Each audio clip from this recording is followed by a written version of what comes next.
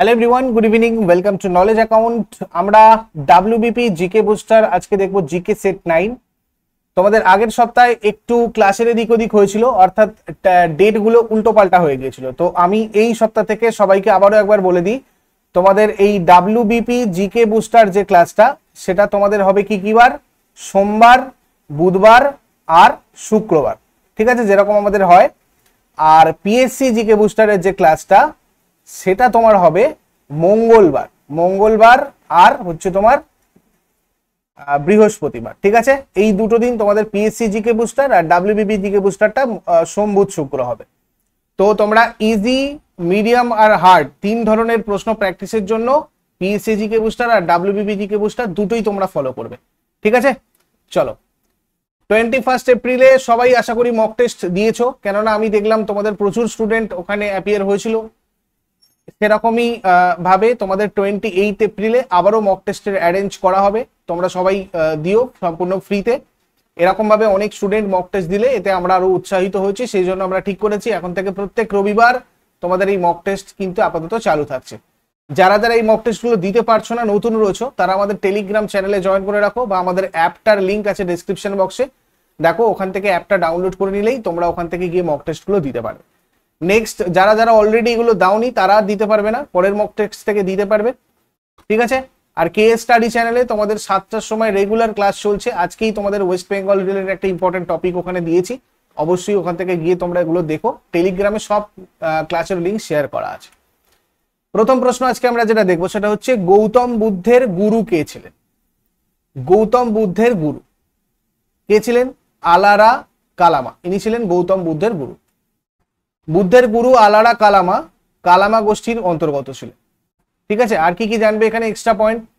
এই গৌতম বুদ্ধ বর্তমানে নেপালের লুম্বিনী প্রদেশের কপিলা বস্তুতে জন্মগ্রহণ করেন। খুব আসে তোমাদের পরীক্ষায়, গৌতম বুদ্ধ কোথায় জন্মগ্রহণ করেন? বোধিগয়াতে বোধিজ্ঞান লাভ করেছিলেন, এবং গৌতম বুদ্ধ সারনাথে প্রথম ধর্মমত প্রচার করেন।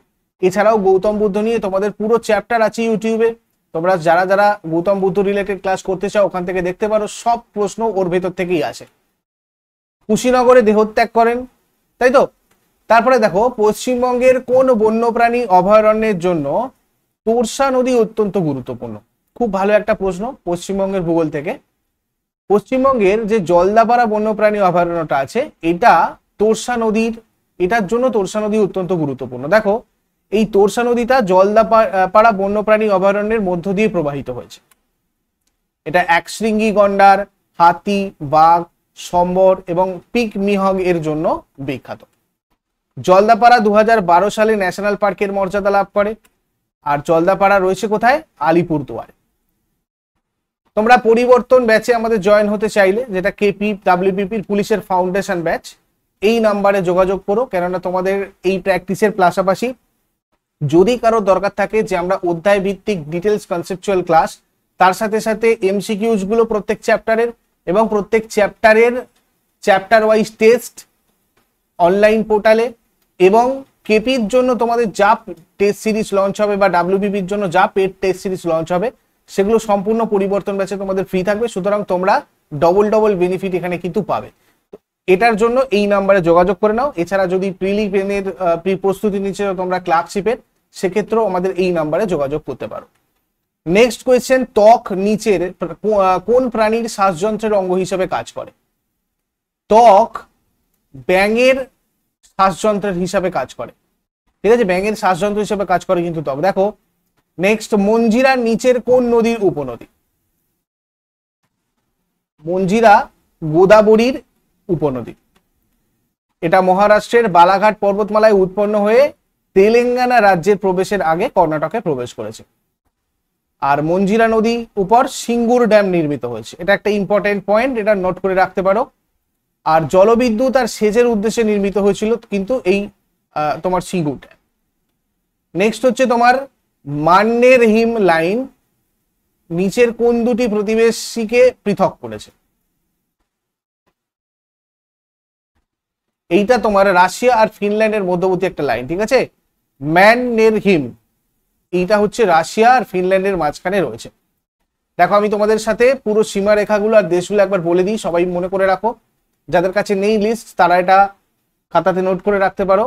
ডুরান্ড লাইন পাকিস্তান আর আফগানিস্তানের মধ্যে সীমানা, ম্যাকমোহন লাইনটা ভারত আর চীনের মধ্যেকার সীমানা, ম্যাগিনোট লাইন ফ্রান্স আর জার্মানির মধ্যেকার সীমানা, 38তম প্যারালাল লাইন এটা উত্তর আর দক্ষিণ কোরিয়ার মধ্যেকার সীমারেখা, অর্ডার নিজে লাইন এটা তোমার জার্মানি আর পোল্যান্ডের মাঝখানের সীমারেখা, র্যাডক্লিফ লাইন ভারত আর পাকিস্তান, 17তম প্যারালাল উত্তর ও দক্ষিণ ভিয়েতনাম, 16তম প্যারালাল যেটা আছে এটা তোমার হয়ে যাবে নামিবিয়া আর অ্যাঙ্গোলা। নেক্সট, শঙ্কর নিচের কোনটির সাথে সম্পর্কিত? শঙ্কর হচ্ছে অদ্বৈত দর্শনের সাথে সম্পর্কিত। ন্যায় দর্শন মহর্ষি গৌতম, সংখ্যা দর্শন ঋষি কপিলা, যোগ দর্শন পতঞ্জলি আর বৈশেষিক দর্শন কণাদ। পূর্ব মীমাংসা দর্শন জৈমিনী। তারপরে দেখো কোন মৌলকে মৌলদের রাজা বা কিং অফ এলিমেন্টস বলা হয়? কিং অফ এলিমেন্টস কাকে বলা হয়? কার্বনকে বলা হয় কিং অফ এলিমেন্টস। এর সংকেত সি আর পারমাণবিক সংখ্যা হচ্ছে তোমার 6। সোনা কিংস অফ মেটালস নামে পরিচিত। ঠিক আছে। মহারাষ্ট্র ভূষণ পুরস্কার 2023-এ কাকে পুরস্কৃত করা হয়েছে? মহারাষ্ট্র ভূষণ পুরস্কার 2023 কে পেয়েছেন? ডাক্তার আপা সাহেব ধর্মাধিকারী। এই মহারাষ্ট্র ভূষণটা হচ্ছে মহারাষ্ট্রের সর্বোচ্চ বেসামরিক পুরস্কার, যেটা মহারাষ্ট্র সরকার দিয়ে থাকে। তারপরে নারোরা অ্যাটমিক পাওয়ার স্টেশন কোথায় অবস্থিত? নারোরা অ্যাটমিক পাওয়ার স্টেশন কোথায় রয়েছে? উত্তরপ্রদেশে রয়েছে নারোরা অ্যাটমিক পাওয়ার স্টেশন। পরের প্রশ্ন, পৃথিবীর কোন বিন্দুতে মধ্যাকর্ষণ নেই? পৃথিবীর কোন বিন্দুতে কোনো মধ্যাকর্ষণ নেই? তো দেখো এটা অ্যাকচুয়ালি নেই পৃথিবীর কেন্দ্রতে। পৃথিবীর কেন্দ্রে কোনো মধ্যাকর্ষণ থাকে না। এটা যদি আমাদের পৃথিবীর কেন্দ্র হয় আর এটা যদি হয় ভূপৃষ্ঠ, তাহলে কেন্দ্র থেকে ভূপৃষ্ঠের দিকে যত যায়, ঠিক আছে, এটা আমাদের যদি উচ্চতা হয় আর এটা যদি আমাদের জি হয়, মনে হয় মধ্যাকর্ষণ আর কি তোমার গ্র্যাভিটেশনাল অ্যাক্সিলারেশন যেটা, তো এইখান অব্দি যত উপরে উঠে তত এটা জিটা বাড়তে থাকে এবং ভূপৃষ্ঠে হয় সর্বোচ্চ। এটা আমাদের ভূপৃষ্ঠ, তো ভূপৃষ্ঠে সর্বোচ্চ হয় আর তারপরে সেখান থেকে যত নামতে থাকে উপর দিকে উঠতে থাকে আবার, ঠিক আছে, তত আস্তে আস্তে কি হয় এরকম কমতে থাকে জিটা। সব থেকে বেশি ভূপৃষ্ঠে আর কেন্দ্রতে আমাদের কত? 0। ঠিক আছে। আর আরেকটা কথা মনে রাখবে, ভূপৃষ্ঠের মধ্যেও মেরু অঞ্চলে পৃথিবীর মধ্যাকর্ষণ শক্তির প্রভাব সব থেকে বেশি থাকে। তারপরে চলে এসো, নিচের কোন ভিটামিনকে অ্যান্টি ক্যান্সার ভিটামিন বলা হয়? অ্যান্টি ক্যান্সার ভিটামিন বলা হয় ভিটামিন ডি কে। কেননা এর রাসায়নিক নাম তো প্রথমত ক্যালসিফেরল, এটা ক্যান্সার রোগ থেকে আটকায়। ঠিক আছে। আর এর অভাবে শিশুদের রিকেট হয়, বয়স্কদের অস্টিওপরোসিস রোগ হয়। ভিটামিন এ যদি আমরা দেখি, এর রাসায়নিক নাম কি আমাদের? রেটিনল, যার অভাবে রাতকানা রোগ হয়। আর ভিটামিন ই এর রাসায়নিক নাম টোকোফেরল, এর অভাবে হয় পেশির দুর্বলতা। আর ভিটামিন কে এর তোমার হচ্ছে ফাইলোকুইনন বা ফাইটোনিওডন, এর অভাবজনিত রোগ, রক্ততঞ্চনে বাধা দেওয়া। নেক্সট, বক্সারের যুদ্ধের পর নিচের কোন চুক্তি স্বাক্ষরিত হয়েছিল? বক্সারের যুদ্ধের পর কোন চুক্তি স্বাক্ষরিত হয়েছিল? এলাহাবাদের সন্ধি বক্সারের যুদ্ধের পর স্বাক্ষরিত হয়। 1764 সালের 22শে অক্টোবর তৎকালীন ভারতের মুঘল সম্রাট দ্বিতীয় শাহ আলম, অযোধ্যার নবাব সুজাউদ্দৌলা আর বাংলার নবাব মীর কাসিম এবং ব্রিটিশ ইস্ট ইন্ডিয়া কোম্পানির মধ্যে বক্সারের যুদ্ধ সংঘটিত হয়, আর যেটাতে ইস্ট ইন্ডিয়া কোম্পানি জয়লাভ করে। 1765 সালে দ্বিতীয় শাহ আলম এলাহাবাদের সন্ধির মাধ্যমে এই ব্রিটিশ ইস্ট ইন্ডিয়া কোম্পানিকে বাংলা, বিহার আর উড়িষ্যার দেওয়ানি অধিকার দিয়েছিলেন। তারপরে চলে আসবো, ত্বকে ক্ষতস্থান চিকিৎসার জন্য নিচের কোনটি ব্যবহার করা হবে? ত্বকে ক্ষতস্থান চিকিৎসা করার জন্য আমরা ব্যবহার করি অ্যান্টিসেপটিক্স, যাতে সেপটিক না হয়। জীবাণু সংক্রমণ নিয়ন্ত্রণ করার জন্য আমরা এটাকে ব্যবহার করে থাকি। অ্যান্টিসেপটিক্সে থাকা বায়োসাইড নামক রাসায়নিক ব্যাকটেরিয়া, ভাইরাস আর ছত্রাকের মতো অণুজীবকে হত্যা করে দেয় অ্যান্টিসেপটিক। ঠিক আছে। নেক্সট, কোন আগ্নেয়গিরিকে ভূমধ্য সাগরের লাইট হাউস বলা হয়? ভূমধ্য সাগরের লাইট হাউস কাকে বলা হয়? স্ট্রোম্বলিকে। মাউন্ট স্ট্রোমলি ইতালির টাইরহেনিয়ান সাগরে রয়েছে একটা সক্রিয় আগ্নেয়গিরি। মাউন্ট বারবারা এটা হচ্ছে তোমার অস্ট্রেলিয়ার একটা পর্বত, এবং মাউন্ট এটনা আর মাউন্ট ভিসুভিয়াস এই দুটোই কোথায় রয়েছে? ইতালিতে রয়েছে। নেক্সট, পাকিয়াং বিমানবন্দর ভারতের নিচের কোন রাজ্যে অবস্থিত? পাকিয়াং এয়ারপোর্ট কোথায় রয়েছে? এটা রয়েছে সিকিমে, পাকিয়াং এয়ারপোর্ট। পাকিয়াং বিমানবন্দর সিকিম রাজ্যে রয়েছে। এটা সিকিম রাজ্যের একমাত্র বিমানবন্দর এবং উত্তর পূর্ব ভারতে নির্মিত প্রথম গ্রিনফিল্ড বিমানবন্দর, গ্রিনফিল্ড এয়ারপোর্ট। নেক্সট, ভারতের কোন ভাইসরয় দীপাবলি ঘোষণা করেছিলেন? দীপাবলি ঘোষণা করেছিলেন কোন viceroy? Lord Irwin. Lord Irwin Deepavali ঘোষণা করেছিলেন।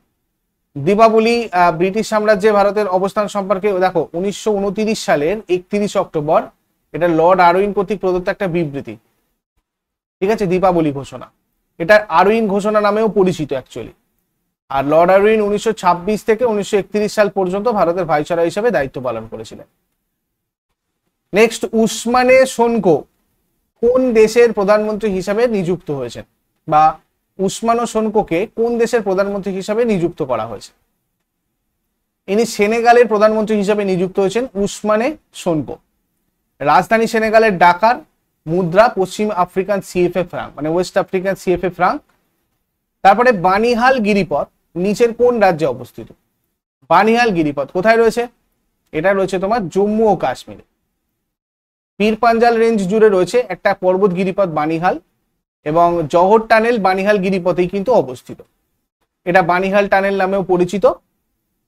জহর টানেল বানিহাল গিরিপথের নিচে পীর পাঞ্জাল পাহাড়ের মধ্যে দিয়ে বানিহালকে পাহাড়ের অপর প্রান্তে কাজিগুন্ডের সাথে যুক্ত করেছে। আর এর দৈর্ঘ্য 2.5 কিলোমিটার বা 1.6 মাইল। নেক্সট, 2024 সালে বিশ্বের মধ্যে কোন দেশ দুধ উৎপাদনে প্রথম স্থান অধিকার করেছে? 2024 সাল দুধ উৎপাদনে প্রথম স্থান অধিকার করেছে ভারত। বিশ্বের মধ্যে দুধ উৎপাদনের 24.60% অংশ উৎপাদন করে শীর্ষস্থানীয় দেশ হয়ে উঠেছে আমাদের ভারত।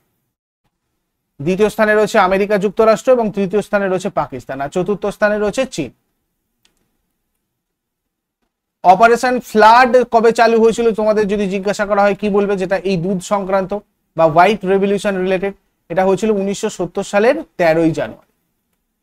নেক্সট, নিচের কোন রোগটি ভাইরাস দ্বারা হয় না?